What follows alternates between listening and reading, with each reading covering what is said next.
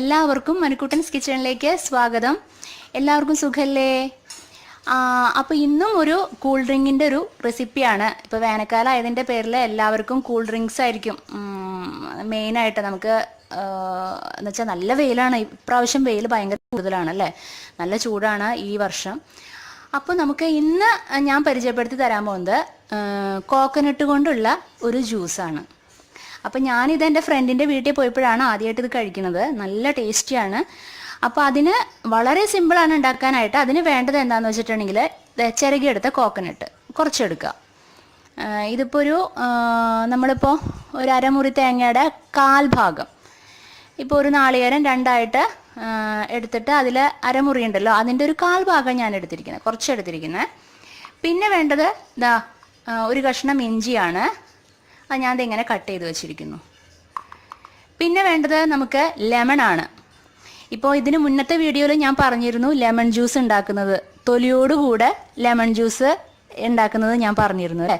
അത് കയ്പില്ലാണ്ട് എങ്ങനെ ഉണ്ടാക്കാമെന്ന് ഞാൻ പറഞ്ഞിരുന്നു. അപ്പോൾ അത് കയ്പില്ലാണ്ട് ഉണ്ടാക്കാനായിട്ട് ഇതിൻ്റെ പോലെ ഇതുപോലെ കട്ട് ചെയ്തിട്ട് എങ്ങനെയാണ് കട്ട് ചെയ്യേണ്ടതെന്ന് പറഞ്ഞിരുന്നു.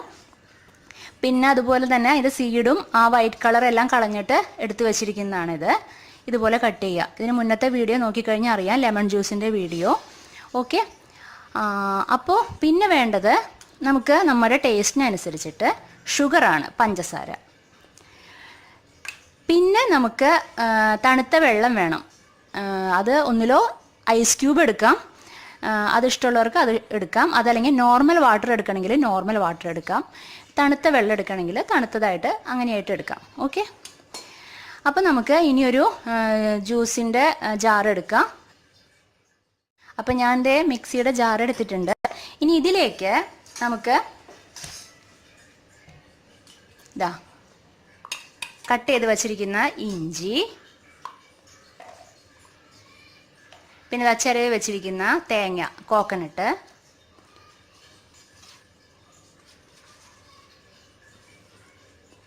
ലെമൺ ഇപ്പോൾ ഇടരുത് കേട്ടോ, ലെമൺ ഏറ്റവും ലാസ്റ്റ് ഇടേണ്ടത്.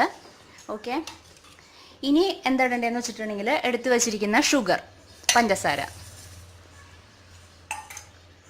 പിന്നെ കുറച്ച് വെള്ളം ഒഴിക്കുക, തണുത്ത വാട്ടർ ഒഴിക്കുക, കൂൾ വാട്ടർ കുറച്ച്. ഇത് നന്നായിട്ട് അരഞ്ഞു കിട്ടണം കേട്ടോ, അതിന് വേണ്ടിയിട്ടാണ് കുറച്ച് വെള്ളം ഒഴിക്കുക.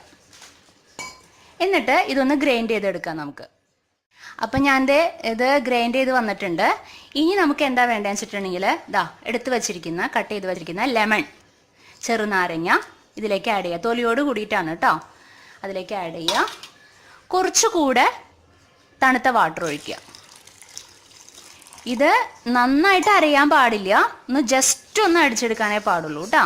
ജസ്റ്റ് അത് നന്നായിട്ട് അറിയാൻ പാടില്ല. അത് ഞാൻ ആ ജ്യൂസിൻ്റെ റെസിപ്പിയിൽ കാണിച്ചു തന്നിരുന്നില്ലേ, അതേപോലെ തന്നെ ഇതുപോലെ ഒന്ന് അടിച്ചെടുത്തിട്ട് വരാം. കണ്ടില്ലേ, ഇത് ജസ്റ്റ് ഒന്ന് അടിച്ചെടുത്തിട്ട് വന്നു.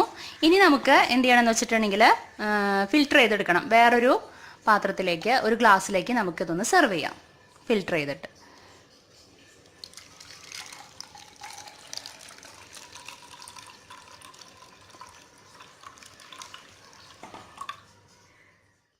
അപ്പം നമ്മുടെ കോക്കനട്ട് കൊണ്ടുള്ള ജ്യൂസ് റെഡി ആയിട്ടുണ്ട്. നല്ല ടേസ്റ്റിയാണ് കേട്ടോ. കോക്കനട്ടും അതുപോലെ ഇഞ്ചിയും അതുപോലെ തന്നെ ലെമണും ഷുഗറും കൂടി ആയിട്ടുള്ള ആ ടേസ്റ്റ്, നല്ല കൂളിങ്ങോടുകൂടെ കുടിക്കാൻ വെച്ചിട്ടുണ്ടെങ്കിൽ നല്ല ടേസ്റ്റിയാണ്. അപ്പോൾ കൂളിങ് പറ്റാത്തവർക്ക് നോർമൽ വാട്ടർ ഉപയോഗിക്കാം. നല്ല ടേസ്റ്റിയാണ്. ഇപ്പോൾ ഗസ്റ്റൊക്കെ വരുമ്പോൾ ഇത് ഒരു വെറൈറ്റി ജ്യൂസ് എന്ന് പറഞ്ഞിട്ട് നമുക്ക് കൊടുക്കാം. ഓക്കെ. നല്ല എളുപ്പമല്ലേ ഇത് ഉണ്ടാക്കാനായിട്ട് അല്ലേ? നല്ല എളുപ്പമല്ലേ ഉണ്ടാക്കാനായിട്ട്? അപ്പോൾ ഈ വീഡിയോ ഇഷ്ടപ്പെട്ടു എന്ന് ഞാൻ വിചാരിക്കുന്നു കേട്ടോ, ഈ റെസിപ്പി. അപ്പോൾ നിങ്ങൾ എന്ത് ചെയ്യണം, ഈ വീഡിയോ ഇഷ്ടപ്പെട്ട് കഴിഞ്ഞിട്ടുണ്ടെങ്കിൽ ലൈക്ക് ചെയ്യാനും കമൻറ്റ് ചെയ്യാനും ഷെയർ ചെയ്യാനും ഒന്നും മറക്കരുത് കേട്ടോ.